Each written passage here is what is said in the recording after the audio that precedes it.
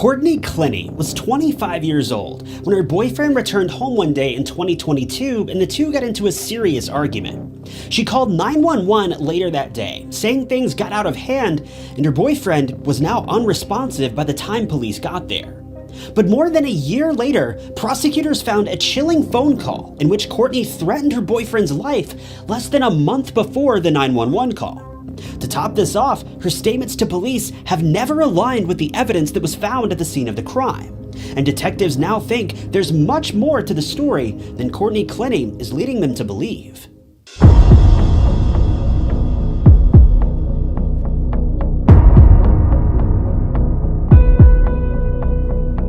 So this case, for all the obvious reasons, is a really weird one. The case has been covered countless times on social media, mainstream media, and there are so many theories surrounding Courtney Clenney that it's hard to determine fact from fiction. But I'm gonna do my best to relay the story in a way that makes sense and sticks as close to the truth as possible, even though court proceedings haven't concluded just yet. Courtney Clenney is a self-claimed Texas girl who was born in Midland, Texas in 1996 and lived there for much of her childhood.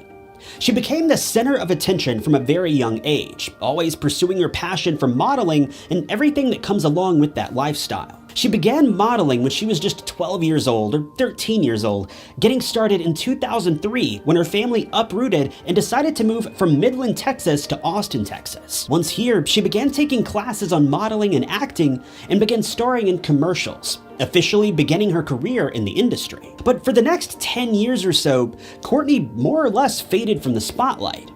There isn't much of a public record or any sort of paper trail concerning Courtney until nearly 12 years later in 2015. She was charged with public intoxication in California around this time, but it doesn't seem like that deterred her from drinking, because just a few weeks later, she was arrested again for drunk driving.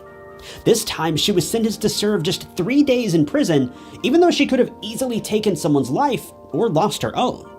But after this, she received a small role in a low-budget film, but that was pretty much all that Courtney had going for her, until she discovered OnlyFans. We don't know for sure when Courtney began her career as an online model, so to speak, but the evidence leads me to believe this must have taken place sometime around 2019 or 2020. Obviously, OnlyFans isn't traditional modeling, but it's certainly a type of modeling.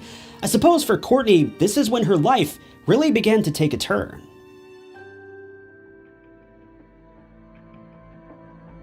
Courtney seems to have discovered OnlyFans at a fairly low point in her life, and this seems to be a trend with most people in this type of industry. More often than not, people resort to extreme measures when they have no other option. And from what I've read about former models online and in interviews, the vast majority of them regret their decisions later in life when they realize that once something's out on the internet, it's pretty much there forever. This isn't a job that you can just quit and move on. You can never truly leave an industry like this because the images, videos, and messages you put out there during that time have been saved, shared, and pinned on more websites than you could ever realistically count. Unfortunately, Courtney Clenney fell into this same trap. Courtney had hoped to make a living off of modeling, and she did do fairly well for herself in her younger years. But she was chasing much bigger dreams and a much bigger paycheck. So when she learned about how she could potentially make hundreds of thousands of dollars by pursuing a slightly different form of modeling, she jumped at the opportunity. This all took place sometime around 2019 or 2020, and she began posting to OnlyFans and gathered a small following at first. But the more she uploaded and live streamed, the more fans continued to pour in.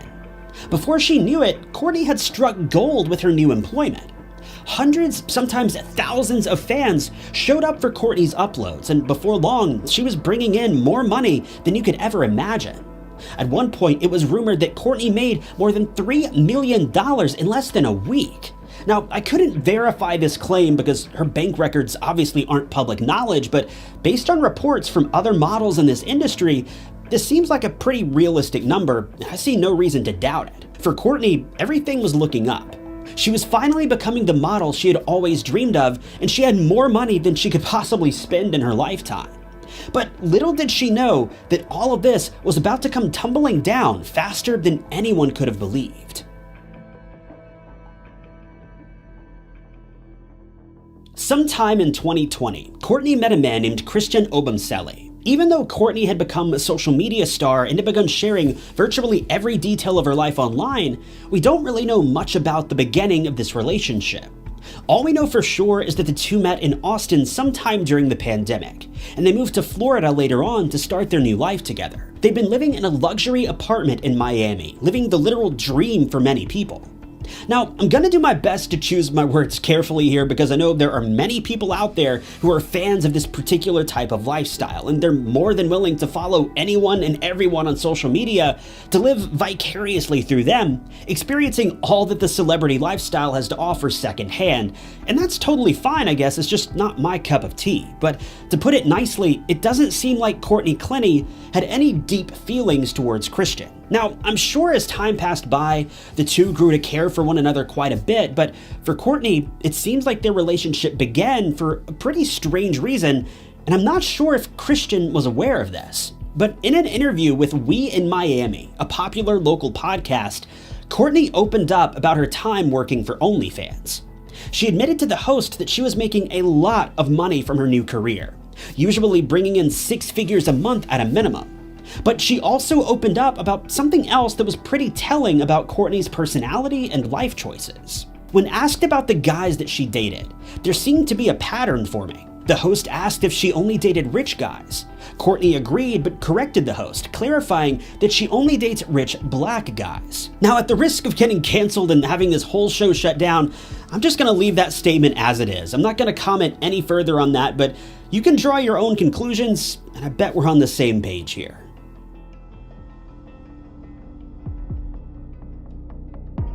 If you haven't already pieced it together, Courtney and Christian's relationship clearly wasn't the healthiest.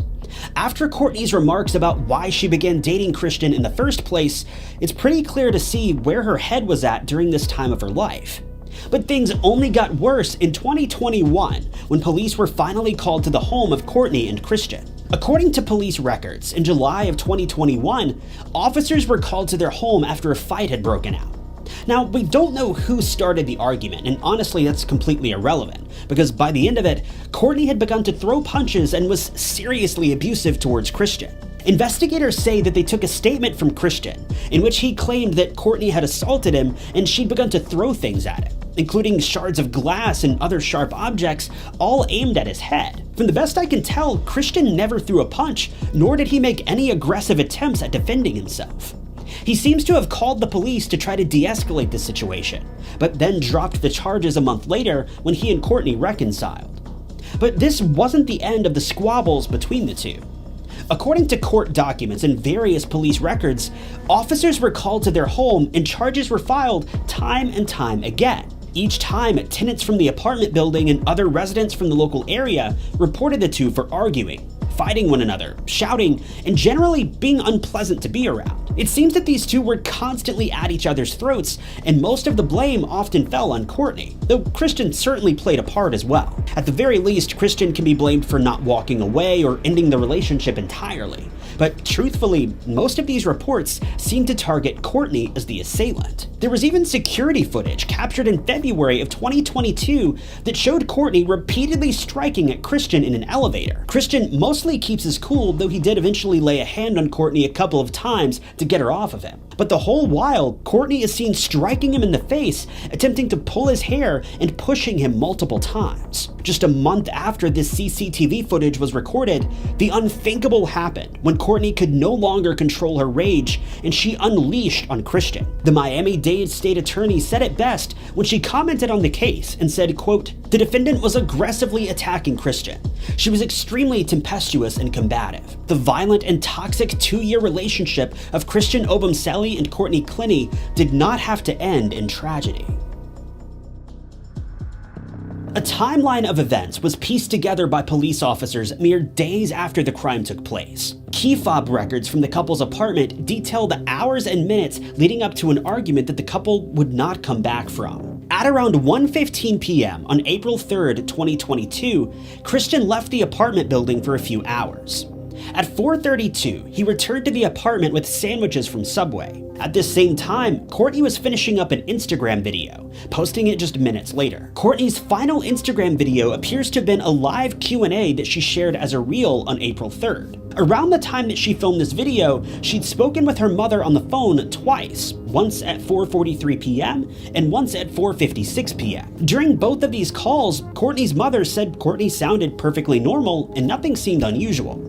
The only odd thing to mention was that her mother had heard Courtney shouting at Christian, accusing him of lying about something, but at this point in their relationship, this was an everyday occurrence. Police say that at some point during that 13-minute window between phone calls with her mother, Courtney had committed a crime of serious consequences, claiming Christian's life and leaving him on the apartment floor for several minutes before ever bothering to call for help. According to witnesses who were present the day of the crime, building security had been called around 4:46 p.m. after neighbors heard a major disturbance in Courtney's apartment. We don't know if they arrived immediately afterward or not, but it doesn't seem like they did based on the reports I've been able to gather. It wouldn't be until 4:57 p.m. that Courtney called 911 to report what she had done. According to Courtney, she was forced to defend herself. In the disturbing 911 call, Christian can be heard in the background saying, "I can't feel my arm, I'm dying."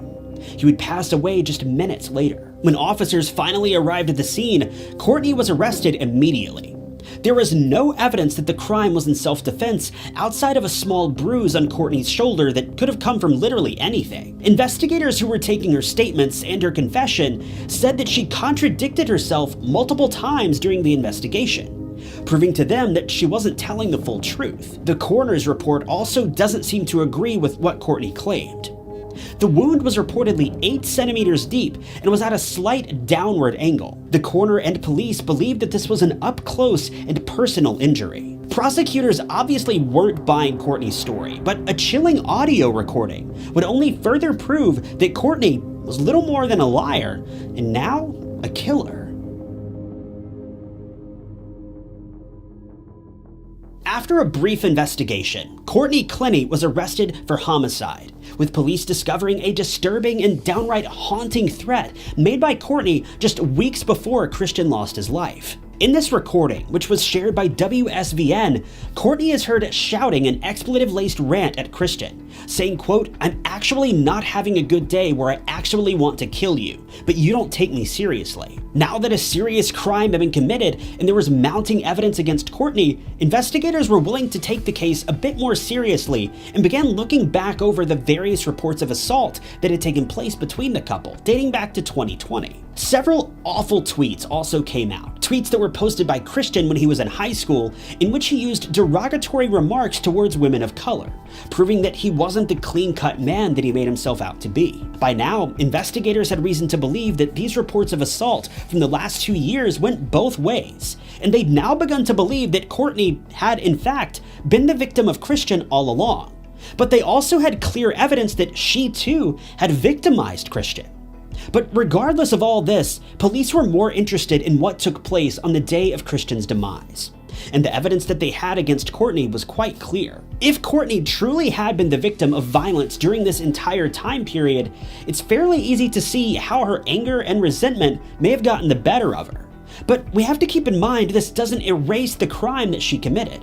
While it certainly provides context, Courtney must still atone for the things that she's done, even if we now have reason to believe that Christian spurred many of these arguments and was equally abusive toward Courtney behind closed doors. In the end, Courtney is now being charged with homicide, but her trial is still ongoing as of the time of filming this video. She appeared in court in February of 2023, but we haven't heard any updates outside of this. But with a case this convoluted and complicated, I wouldn't be surprised if we don't hear a conclusion in 2023 at all. This is a case that can take years to fully sort out.